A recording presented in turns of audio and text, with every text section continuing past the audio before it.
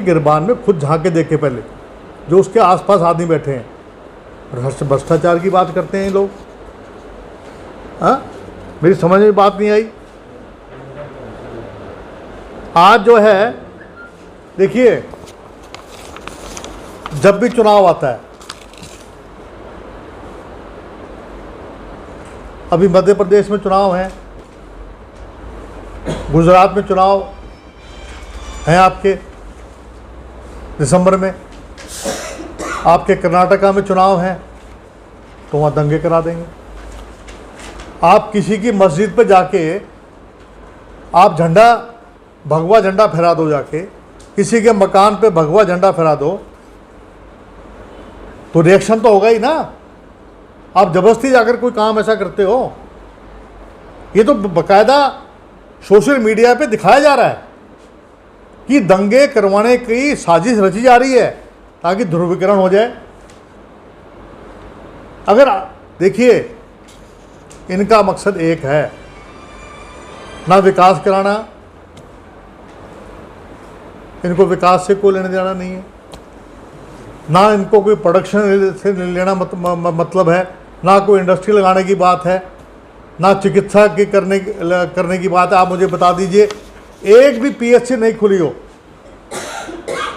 मैंने अपने टाइम में बीकानेर में पीएचसी खोली, आकेड़ा में खोली, मसाणी में खोली, उनकी बिल्डिंग भी बनवाई। इन्होंने एक पीएचसी खोली तो बता दीजिए, एक नहर का एक नाला भी बनाया हो, रिपेयर भी किया हो, नाले का रिपेयर भी किया हो तो मुझे बता दें, एक भी नया रजवाया कोई बनाया हो। लेकिन इनके पास एक दाव है, हिंदू मुसलमान, चीन पाकिस्तान, और अभी आजकल चल रहा है रशिया यूक्रेन। अरे भैया, टेलीविजन पे इसके अलावा और भी दिखा दिया करो। महिलाओं की इज्जत सुरक्षित नहीं है।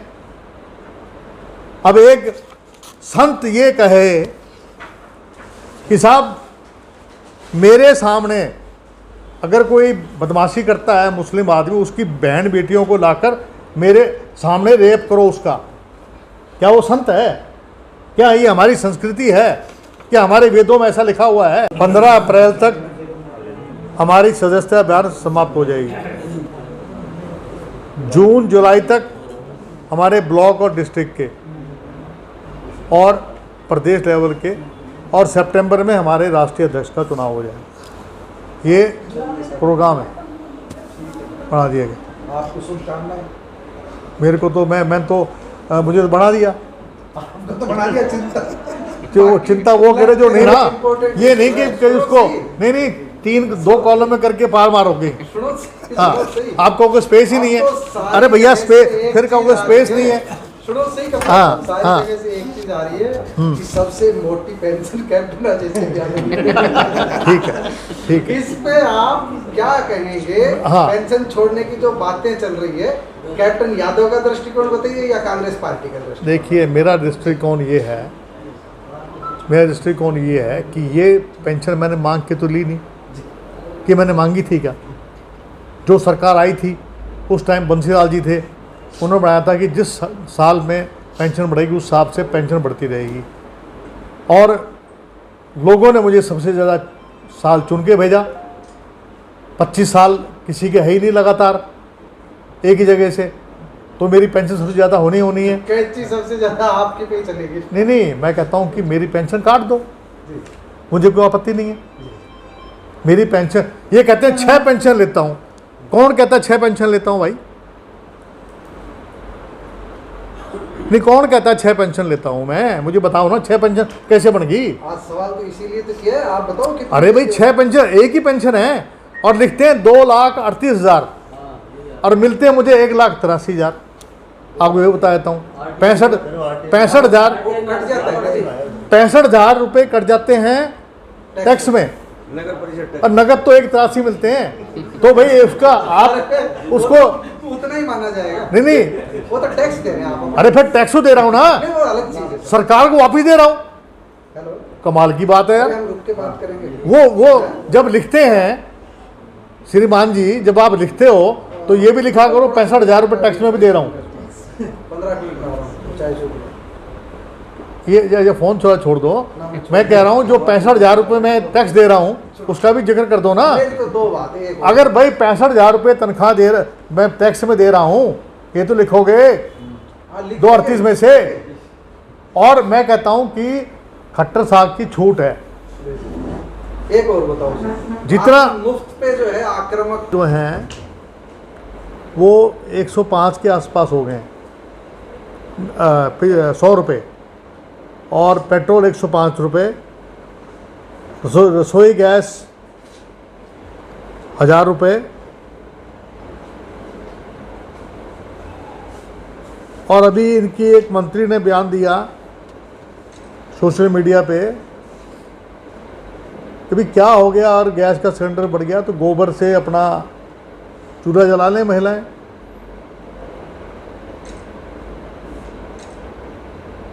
तो अब ये चाह रहे हैं कि दोबारा से लोग जो महिलाएं, इनका खुद का बयान है कि आंखें खराब हो जाती थी इसलिए उज्ज्वला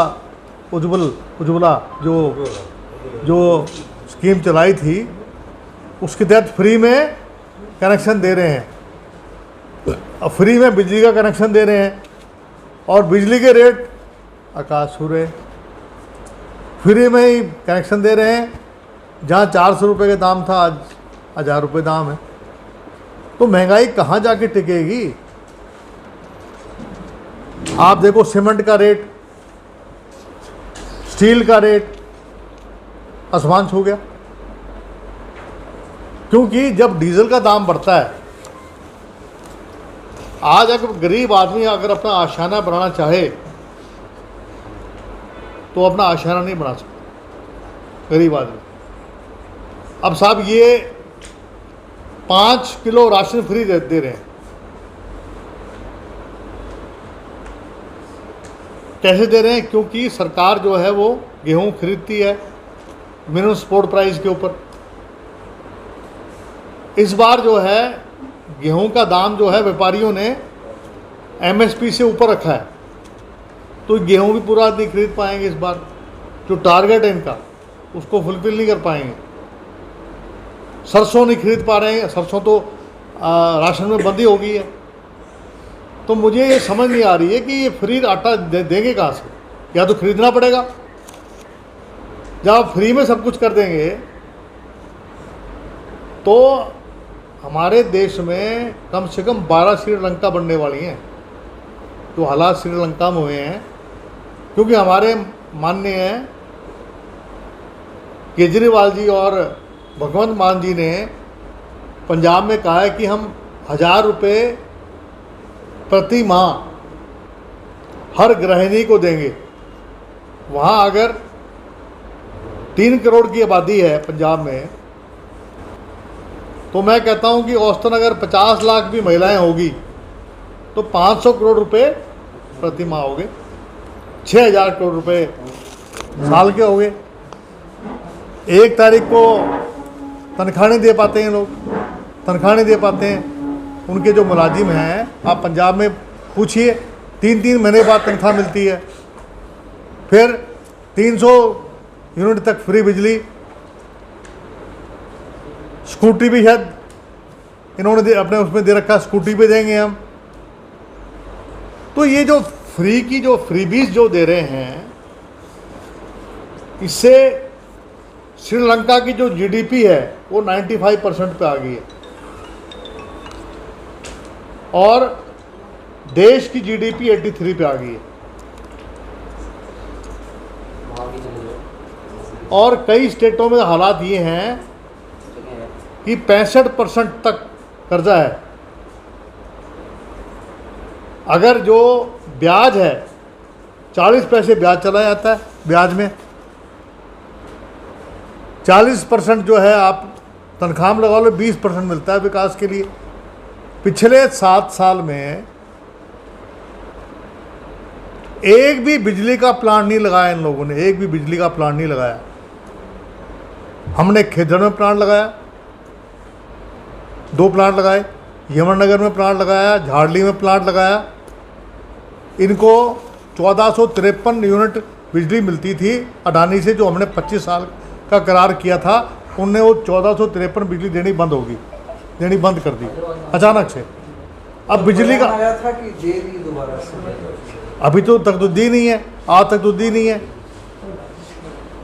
तो ये बिजली का संकट इतना ज़बरदस्त आने वाला है कि जिसकी हालत नहीं है। 4000 इनके पास मेगावाट यूनिट ये खुद पैदा करते हैं, जिसका रेट है 3 या 4 रुपये प्रति यूनिट के हिसाब से ही बनाते हैं, और जो खरीद रहे हैं वो 12 रुपये 75 पैसे जो बाहर से ले रहे हैं। तो इन्होंने तो प्लांट सारे बंद कर ही दिए थे। तो मेरी समझ में नहीं आ रहा है, इन्होंने चिरंजीवी राव ने असेंबली में ये मामला उठाया कि पीने का पानी जो है वो यहाँ पर 28 दिन के बाद आता है।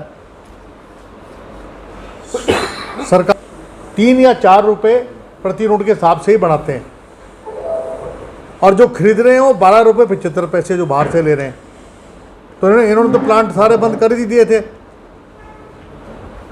तो मेरी समझ में नहीं आ रहा है, इन्होंने चिरंजीवी राव ने असेंबली में ये मामला उठाया कि पीने का पानी जो है वो यहाँ पर 28 दिन के बाद आता है।